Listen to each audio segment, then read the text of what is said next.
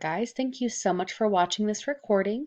So we're going to go ahead and go over some of the questions on the English 10 Unit 1 test that you may have missed. So thank you for watching this recording today.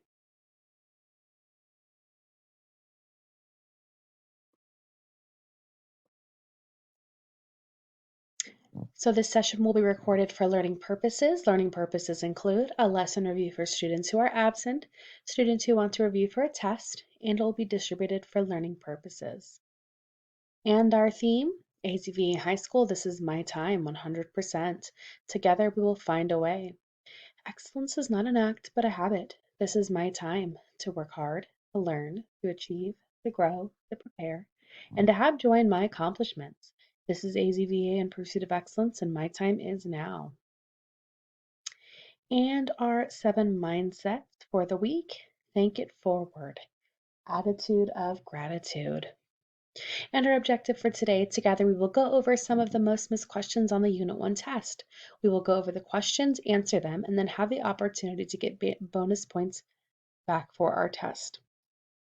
So again, with all of our free teaches for quizzes and tests, we're only going over the most missed questions. So some of these questions you may have actually gotten right, but we are going to review those concepts that most students missed. So we're going to go ahead and read an excerpt from Federalist number 78 by Alexander Hamilton. So I know on here some of the text is cut off, but you can always refer back to your study guide since all of the readings are on there. So I'm going to go ahead and read this aloud. In 1787 and 1788, Alexander Hamilton, John Jay, and James Madison wrote the Federalist Papers to persuade voters to ratify the proposed Constitution of the United States of America. These papers include essays about all 3 branches of government: executive, legislative, and judicial. In Federalist number 78, Hamilton focuses specifically on the judicial branch. Whoever attentively considers the different departments of power must perceive that in government in which they are separated from each other, the judiciary, from the nature of its functions, will always be the least dangerous to the political rights of the Constitution, because it will be at least in a capacity to annoy or injure them. The executive not only dispenses the honors, but holds the sword of the community. The legislature not only commands the purse, but prescribes the rules by which the duties and rights of every citizen are to be regulated. The judiciary, on the contrary, has no influence over either the sword or the purse, no direction either of the strength or of the wealth of society, and can take no active resolution whatever. It may truly be said to have neither force nor will, but merely judgment, and most ultimately depends upon the aid of the executive arm even for the efficacy of its judgments. This simple view of the matter suggests several important consequences. It proves incontestably that the judiciary is, beyond comparison, weakest of the 3 departments of power, that it can never attack with success either of the other 2, and that all possible care is requisite to enable it to defend itself against their attacks. It equally proves that though individual oppression may now and then proceed from the course of justice, the general liberty of people can never be endangered from that quarter. I mean, so long as the judiciary remains truly distinct from both the legislature and the executive. For I agree that there is no liberty if the power of judging be not separated from the legislative and executive powers. And it proves in the last place that as liberty can have nothing to fear from the judiciary alone, but would have everything to fear from its union with either of those other departments.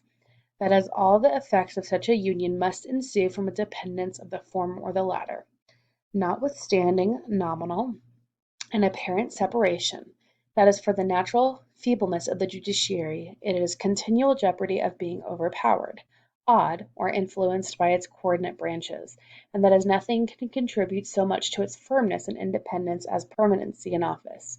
This quality may therefore be justly regarded as indispensable ingredient in its constitution, and in great measure as a citadel of the public justice and the public security. The complete independence of the courts of justice is peculiarly essential in a limited constitution. By a limited constitution I understand one which contains a certain specified exceptions to the legislative authority, such for instance as that it shall pass no bills of attainder, no ex post facto laws, and the like. Limitations of this kind can be preserved and practiced no other way than through the medium of courts of justice, whose duty it must be to declare all acts contrary to the manifest tenor of the Constitution void. Without this, all the reservations of particular rights or privileges would amount to nothing. So lots of big words and information here. So let's go ahead and look at our first question. How does Hamilton use rhetoric in paragraph 3 when addressing the importance of an independent judiciary? So I want you to think about what rhetoric is.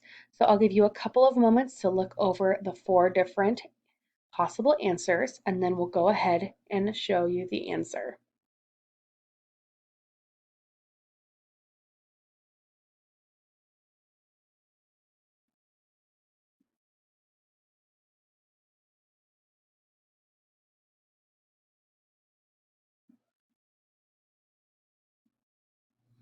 So the correct answer is A. He uses an appeal to reason and logic, arguing that since the judiciary's job is to make sure that laws follow the rules set out by the Constitution, the courts cannot be influenced by the branches that pass or enforce those laws. So we're going to go ahead and look at what rhetoric is. Rhetoric is how you persuade someone either by writing or speaking.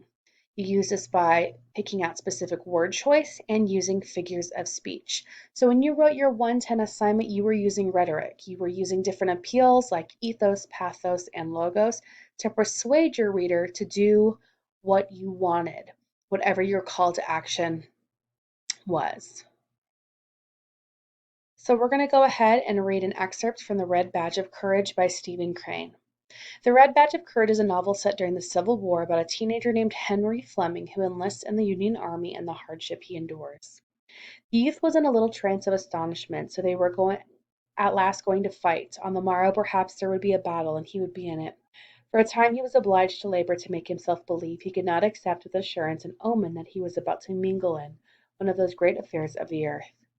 He had of course dreamed of battles all his life, of vague and bloody conflicts that had thrilled him with their sweep and fire.